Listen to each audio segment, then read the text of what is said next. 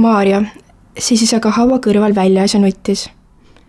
Kui ta nõnda nuttis, vaatas ta kummargil hauda ja nägi 2 valges riides inglit istuvat seal, kuhu oli pandud Jeesuse ihu, ühte peatsis ja teist jalutsis.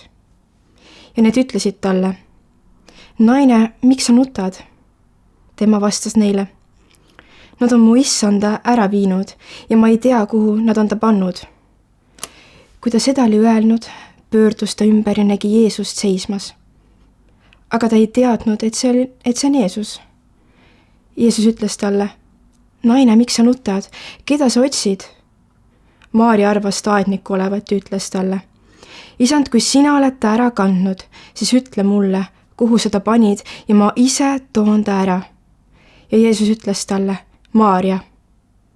Too pöördus ümber ja ütles talle heebra keeles: "Rabuni", see tähendab õpetaja.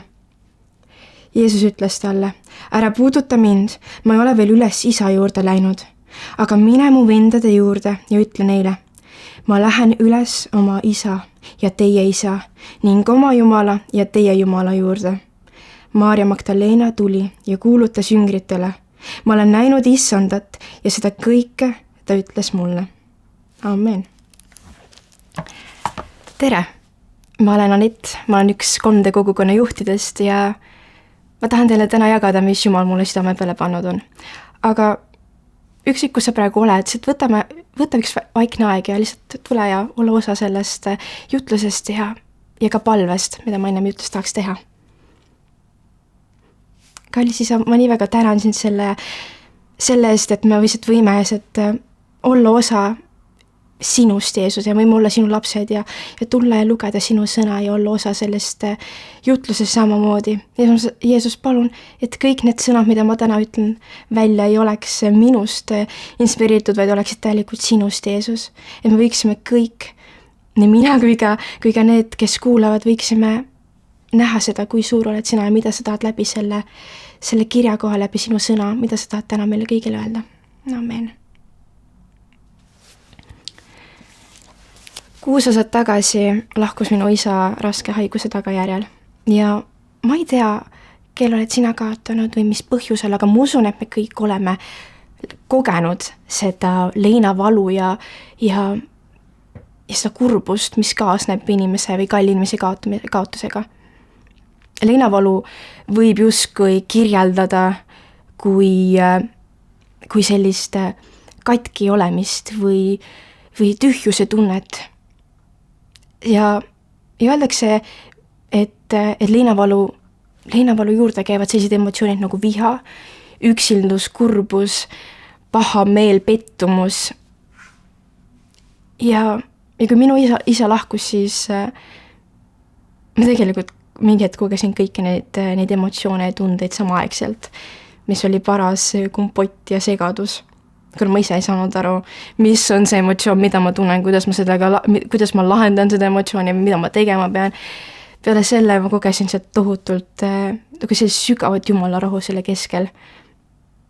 Ja kui ma tagasi vaatan sellele ajale, siis jah, see oli segadus. Aga ma tean, et Jumal oli selle keskel. Aga isegi siis, kui ma tean, et Jumal oli selle keskel, ma näen tagasi vaadates ka seda, et kui väga mul oli vaja rääkida inimestele, mis mu emotsioonid on, kui väga mul oli vaja rääkida välja seda, mis mu sees toimus, kuna lõpuks, kuna neid emotsioone oli nii palju, seda valu oli nii palju mu sees, siis see ei jäänud minu sisse enam, ega minu koju enam, vaid ma pidin seda välja jagama ja lõpuks ma jagasin seda nii võõrastele kui ka tuttavatele ja tihtipeale, kui ma kohtusin uute inimestega, olgu see kuskil noortekal või olgu see koguduses või koolis, siis tihtipeale ma tutvustasin ennast ka sellisel viisil, et tere, ma olen Anett ja mu isa suri 3 päeva tagasi ära või 4 või oleneb siis, kui pikalt mu isa oli surnud olnud. Ja arvatavasti ma ehmatasin päris paljud inimesed ära sellega. Aga see on minu viis, kuidas jagada välja neid emotsioone, mis mu sees oli. Ma mäletan veel, et kõiki nende emotsioonide sees oli ka see, et ma kogesin või selline mõte tuli, et ma teadsin, mu isa on surnud, aga mu kuidagi oli see mõte, et aga äkki ta lihtsalt poes. äkki ta tuleb kohe koju või nagu ma tean, ta on surnud, aga samas kuidagi eituse tunne või eituse faas. Ja kes teavad rohkem Leinast, siis tegelikult eitus on üks osa Leina 5 staadiumist või faasist. Aga tol hetkel ma ei teadnud seda, aga see oli lihtsalt tunne, kuidagi kindlustunne, ma tean, ta tuleb kohe koju tagasi. Juski selline tunne, ma tahan haarata kõiges kinni, mis mäletavad või mis sümboliseerivad mulle isa. Vahepeal ma avasin isegi mu isa riidekappiga, lihtsalt nõusutasin tema lõhna, sest see oli midagi turvalist, see oli midagi head, mida ma teadsin. Ja kui me lähme tagasi Maarja juurde, siis ülestõusmise hommikul, kui Maarja hauale künnib, kui on pime, hämar, arvatavasti need samad emotsioonid, mida ma kirjeldasin, võis tema samamoodi kogeda. Üksildust, kurbust, võib-olla isegi viha, pettumust. Ja arvatavasti Maarja lugu on natuke teistsugune kui minu lugu, sest tema oli näinud just paar päeva nagu ennem, kuidas Jeesust piitsutati, kuidas seda sõimati, kuidas ta peale sülitati, kuidas ta nägi, kuidas tema armastatu inimene, tema kuningas, tema päästja, kuidas ta lõpus ka kõige rängemal viisil tapeti. Ja see oli kõik Maarjal kuklas. Ta teadis seda, ta oli näinud seda, ta oli seal kõrval olnud. Ja ülestõusmise hommikul ta läheb haua juurde. Ja ta ei lähe haua juurde teades, et Jeesus on üles tõusnud, vaid ta läheb haua juurde sellepärast, et teda võida. Ta läheb haua juurde nägema või siis võidma Jeesuse surnud ihu. Ja kui ta hauale jõuab, ta nutab. See kirjakoht, mida ma lugesin, algab niimoodi, et Maarja seisis aga haua kõrval väljas ja nuttis. Ja ma ei usu, et Maarja lihtsalt poetas paar pisarat, vaid ma arvan, see nutmine võis olla rohkem nagu karje või hüüd või lihtsalt valukarjeid võis kosta sel hommikul. Öeldakse, et lein on ohver, mida me peame maksma armastuse eest.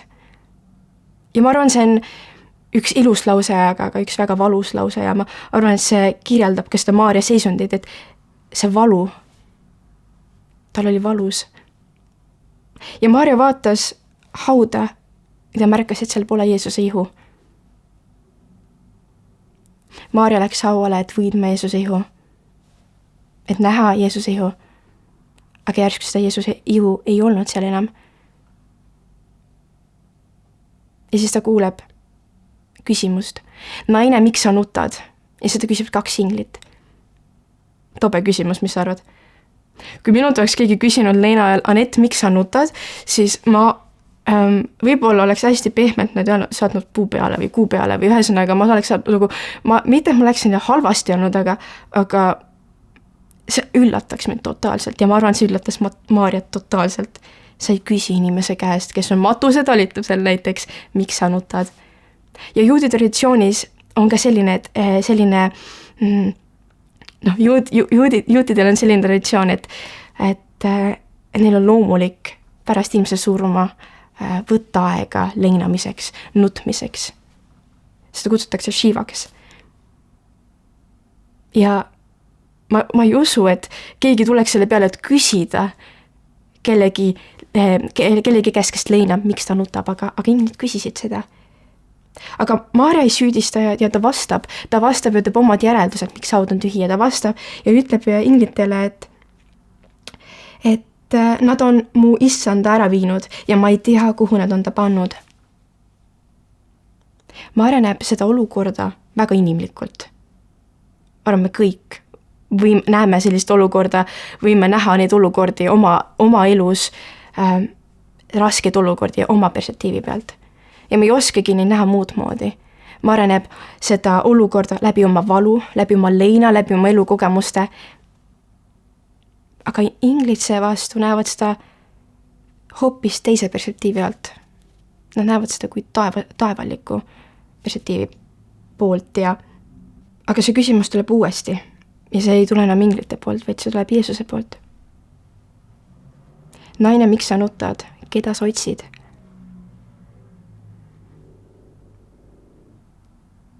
Maarja tol hetkel tegelikult ei mõista, et see on Jeesus, kes temaga räägib.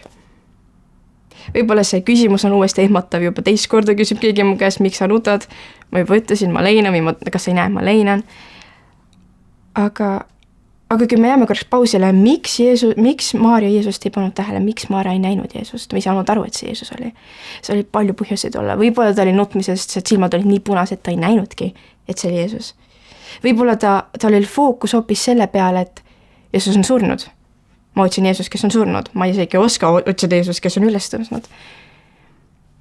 Aga ka võib-olla ta ei näinud selle pärast Jeesust, et ta ei pidanudki Jeesust nägema. Kui me vaatame ka Uude Testamenti, siis ja võime vaadata ka oma eludesse, siis vahepeal me ei märka, et Jeesus teeb midagi. Jeesus on meie kõrval.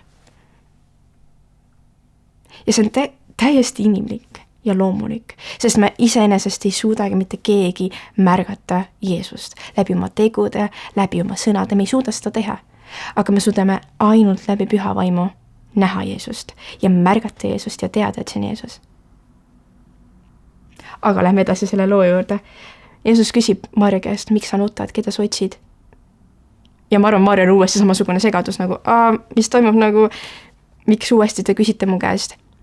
Ja Maarja teeb uue järelduse, kuna on vara hommik ja tavaliselt mitte kedagi ei ole nii vara hommikul haudade juures, et äkki ta on aednik ja arvas, et aednik on võtnud Jeesuse ihu ja viinud kuhugile. Ja nii Maarja ütleb. Isand, kui sina oled ta ära kandnud, siis ütle mulle, kuhu sa ta panid ja ma ise toon ta ära. Ma ise toon ta ära. Minu meelest see kirjakoht või see salm ütleb nii ilusasti või peegeldab seda, kuidas Maarja armastab nii väga Jeesust.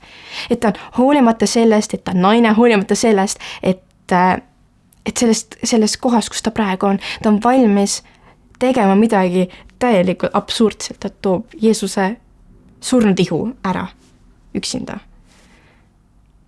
Aga see edab seda, et ta on valmis kõike tegema Jeesuse jaoks. Ta on kõike valmis tegema Jeesuse jaoks.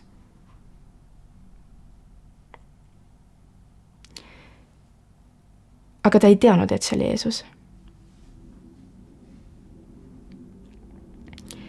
Üks mees on öelnud, kui on üks hetk kogu universumis, kus pisarad kõige vähem sobivad, siis on just Jeesuse tühja haua juures üles tõusmas hommikul. Meil on seda tarkust öelda praegu siin nii palju, aga tol hetkel Maarja ei teadnud seda. Ja ta teeb justkui kõik endast, et saada tagasi midagi, mis on tema jaoks armas, oma perspektiivist, oma vaatenurgast. Aga siis ütleb Jeesus midagi, mis muudab Maarja seisukohta täielikult ja avab tema kaardinad silmade eest ja võtab need prillid ära. Jeesus ütleb Maarjal ta nime, ütleb Maarja. Ja Maarja saab aru, kes ta on. Maarja näeb, kes päriselt Jeesus on. Et Maarja silmades eest kaovad ära need kaardinad, mis pimendavad, mis on justkui surnu kaardinad. Ja ta näeb Jeesust elavana.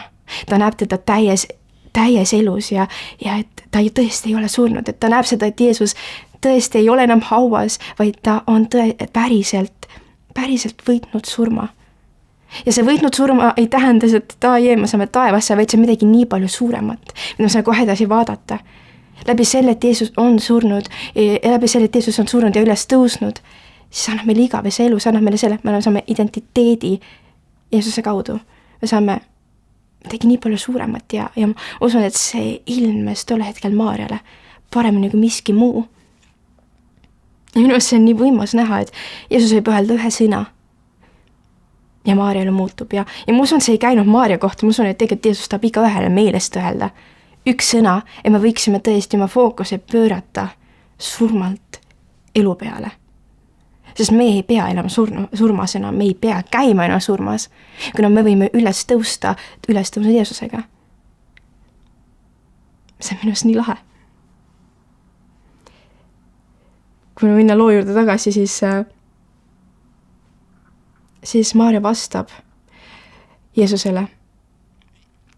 Ta ütleb talle Rabuni, mis tähendab õpetaja.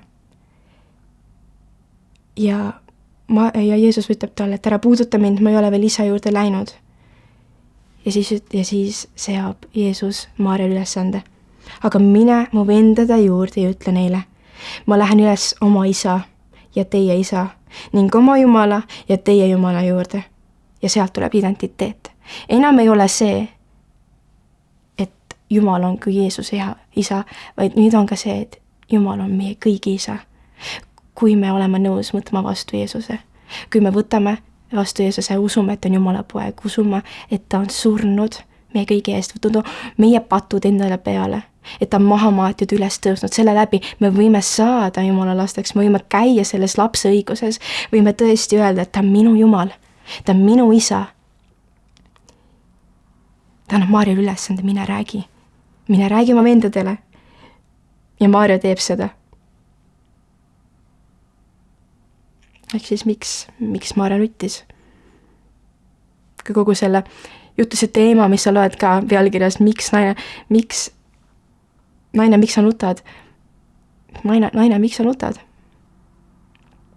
Tihtipeale me jääme kinni sellesse oma vaatepunkti. Kuidas me oma elu näeme, kuidas me oma probleeme näeme, oma raskusi näeme. Aga tegelikult Jeesus on selle keskel ja ta oli Maarja kõrval. Maarja ei teadnud siis, kui tal olid silmad kinni seotud või kui tal olid kaardinad ees, et Jeesus on see lahendus tema pisarate ja tema kurbusele. Ja ma arvan, et peab unustama selle ka ära, et Jeesus on päriselt see lahendus kõigile asjadele, mis meie sees on, kõigile küsimustele, mis meie sees on. Mitte ainult siis, kui me saame kristlaseks, vaid iga päev. Kui me anname oma elu Jumalale, kui me paneme oma fookuse tema peale, siis see muudab meie elu, see annab meile teise väärtuse ja Maarja, kes tundis Jeesust, kes oli tema käinud mitmeid aastaid, kes oli täielikult vabastatud 7 teemanist, ikka ei tundnud Jeesust. Aga Jeesus ütles ühe sõna, siis muutus see kõik. Ja ma usun, et tegelikult Jeesus kutsub meid iga päev olema muudetud ja saama muudetud ja käima temaga koos. Et me ei rahulduks sellega, et mis meil on, vaid me tõesti võtaksime vastu selle ülestõusmise rõõmu, et me ei jääks hauda kinni nutma. Et me ei jääks sinna kurbusesse kinni, vaid me astuksime välja sellest kurbusest ja rõõmustaksime, sest meie issand, meie kuningas, meie päästja, meie isa on üles tõusnud. Ja tema läbi me võime astuda igavesse ellu, võime astuda ellu ja me ei pea enam käima surmas ega surmavallas. Nüüd ma küsin sult, keda sina otsid?